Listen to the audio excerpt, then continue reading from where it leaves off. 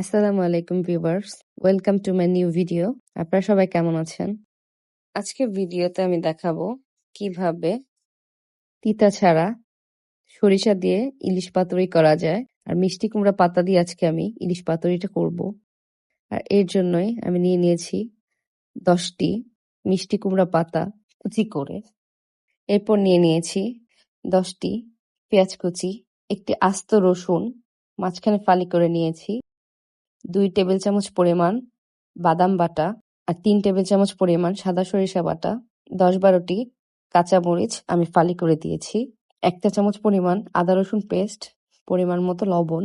আর মশলা হিসেবে দিয়েছি 2 টেবিল চামচ পরিমাণ হলুদ গুঁড়া।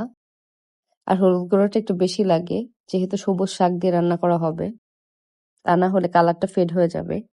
এরপর দিয়ে দিয়েছি 2 টেবিল চামচ পরিমাণ লাল মরিচ গুঁড়া,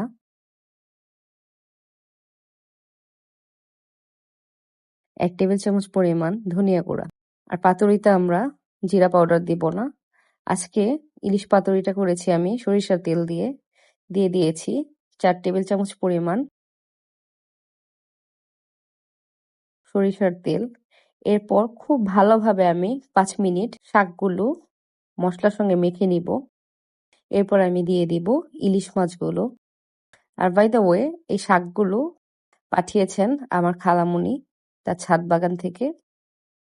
খালামণিকে ধন্যবাদ, অনেক মজা ছিল শাকগুলো।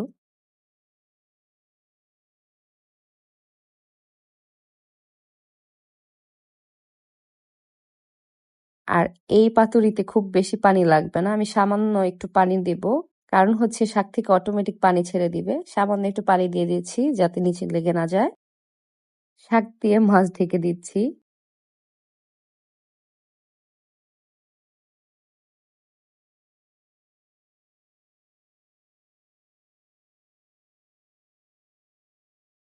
আর উপরে আমি একটু কাঁচা তেল আবারও ছড়িয়ে দিচ্ছি, এতে করে ফ্লেভারটা খুব ভালো আসবে।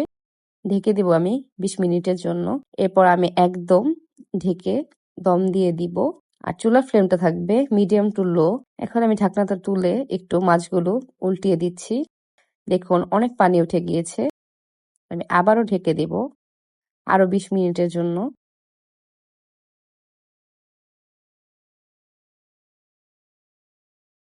এরপর ঢাকনাটা তুলে নিয়েছি। দেখুন মাশাআল্লাহ কত সুন্দর কালার হয়েছে। আপনারা এভাবে ট্রাই করতে পারেন। আমাদের ঢাকা অঞ্চলে এভাবে ইলিশ পাতুরি খায়। ইনশাল্লাহ ভালো লাগবে। আর কারা কারা আগে খেয়েছেন আমাকে কমেন্ট করে জানাবেন।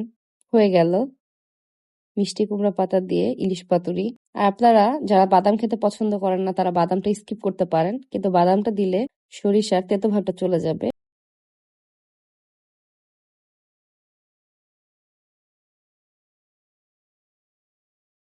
এরপর আমি রান্না করব ডাল দিয়ে ঢেঁড়স।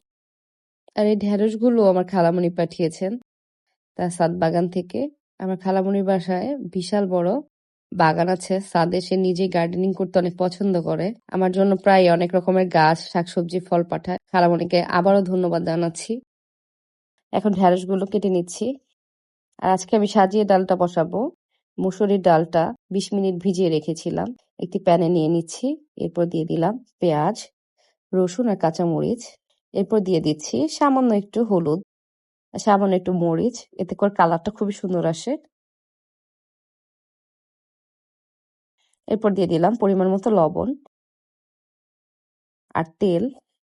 এখন ভালোভাবে আমি একটু মেখে নিচ্ছি, এতে করে ডালের স্বাদটা দ্বিগুণ বেড়ে যায়।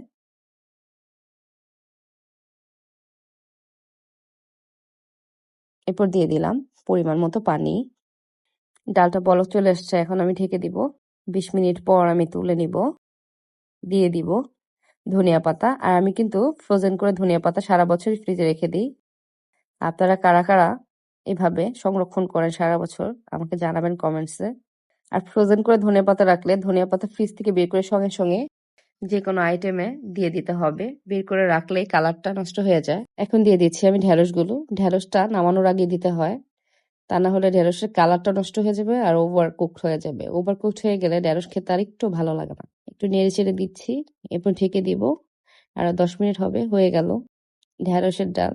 ধন্যবাদ সবাইকে ভিডিওটি দেখার জন্য। আর ভিডিওটি যদি ভালো লাগে শেয়ার করবেন।